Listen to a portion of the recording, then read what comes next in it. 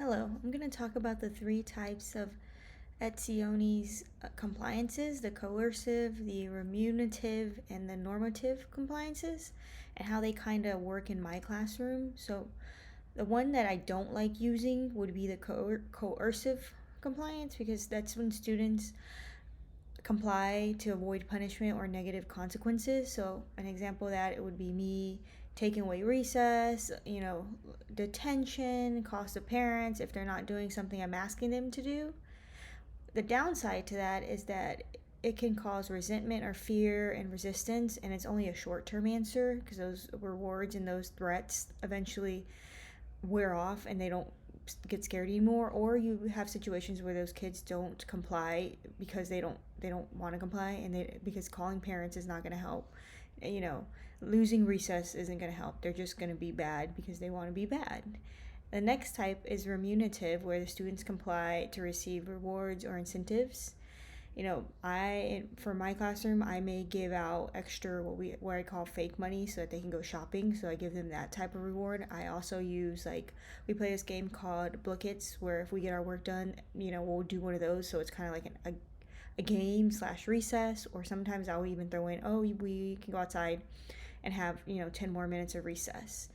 The good thing about this is that you get to reward the students for behaving, and they genuinely want to learn too, and that helps when they're getting a reward. The last type of compliance is the normative compliance. So students comply because they identify with the shared values and norms of the classroom and what I have.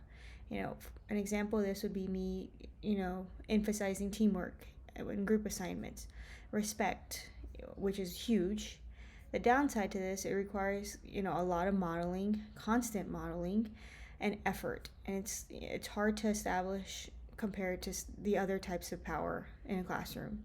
So it's very hard to do that. And I think it varies on the days, because sometimes, I may have to use coercive power all day long because my kids aren't listening. Or I may have to use, a remunerative power because they don't like to listen. So maybe if I throw in a reward and an incentive, it will help them listen.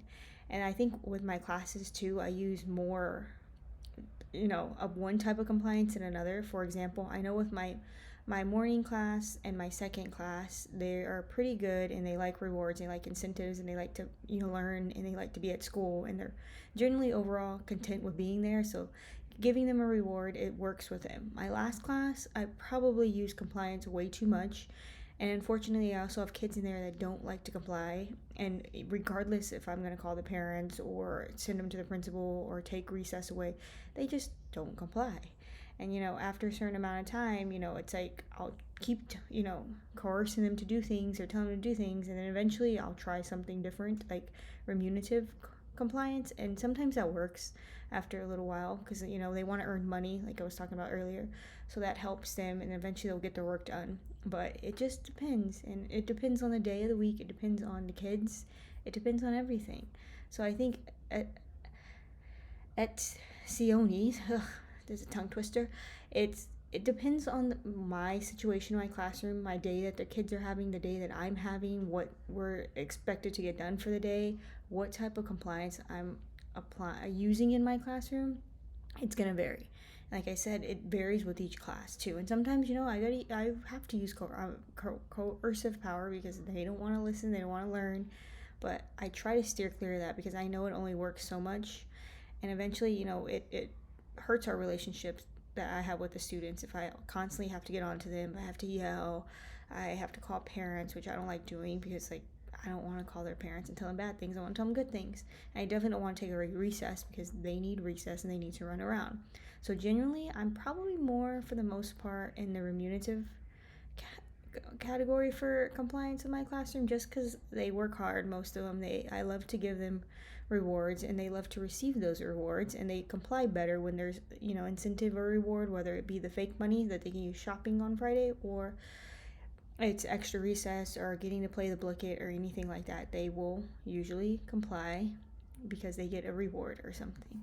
So that's kind of my take on Etzioni's compliance model in my classroom, in my work, in my daily life too.